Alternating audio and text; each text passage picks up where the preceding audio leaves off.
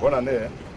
Invité à la rentrée sportive de la Ligue du Sud à Abidjan, le président de la Fédération ivoirienne de Maracana, Bleu Charlemagne, voulait marquer les esprits ce premier dimanche de l'an 2020. Vêtu d'une tenue de sport aux couleurs du Brésil, histoire de se souvenir des étudiants ivoiriens en vacances au pays de Pelé qui s'étaient inspirés du mythique stade Maracana pour nommer ce qui allait devenir leur discipline passion à leur retour au pays.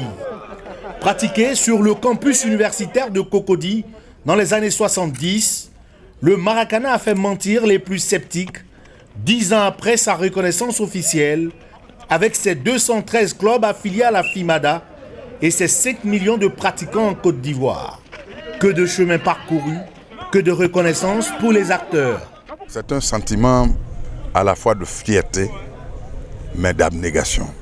La conviction que nous avions au départ est restée intacte. Elle ne fait que grandir. Oui, parce que nous avions foi en notre entourage. Nous avions foi en nos présidents de club. Nous avons foi en notre discipline. C'est une discipline naissante, certes, qui a juste 10 ans de pratique officielle, mais c'est une discipline experte. Parce que depuis 70, des aînés ont bien voulu la créer. Discipline sportive dérivée du football qui se joue à 6 contre 6, sans gardien de but, sur un espace réduit de dimension 22 sur 44 mètres.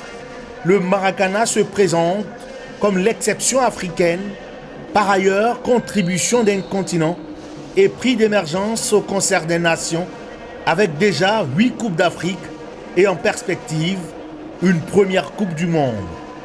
Une satisfaction pour la Côte d'Ivoire, terre de Maracana. Nous avons commencé effectivement en 2012, en mai 2012 à Yamoussoukro avec 5 pays, donc les 5 pays du Conseil de l'Entente, le Bénin, la Côte d'Ivoire, le Bénin, le Burkina, le Niger et le Togo. Et aujourd'hui, nous sommes à plus de 16 pays, dont 3 hors continent qui viennent chaque année depuis 2017 appuyer donc notre entêtement à la promotion mondiale de cette discipline. L'inlassable travail de promotion porte ses fruits avec en prime la labellisation du Maracana, du Trocapeur, le ballon officiel de la discipline et la signature de l'accord de siège de la Fédération internationale de Maracana avec la Côte d'Ivoire le 20 juin dernier. Les années passent et le Maracana se professionnalise, non sans difficulté, dans un environnement de coupe budgétaire du ministère des Sports. Le Maracana est devenu très cher, le Maracana est devenu très haut, qu'il faut maintenant penser à autre chose. Autre chose, c'est quoi? C'est les récompenses. Le Maracana est cher, les déplacements, tout ce que nous faisons, ça mérite, ça nécessite les moyens. C'est vrai, au fur et à mesure qu'on avance, il y a quelques grincements dedans, mais je pense qu'à la fin, les gens vont comprendre. Ceux qui viennent au Maracana, c'est pratiquement, le président l'a dit, c'est un sacerdoce. Donc, au fur et à mesure, il faut qu'on soit patient. Les choses vont arriver très bientôt. Donc, vraiment, il faut de la patience. Des préoccupations que la fêtière du Maracana travaille à résoudre. C'est pour ça que nous voyons partir à gauche, en France, en Italie, en Côte d'Ivoire, ici, à l'intérieur du pays, partout dans le monde, pour que véritablement on ait les moyens additionnels nécessaires pour appuyer les clubs dans la promotion de notre discipline passion. La saison 2020 est prévue s'ouvrir le 15 février prochain. Pour l'heure, 44 clubs sont déjà engagés.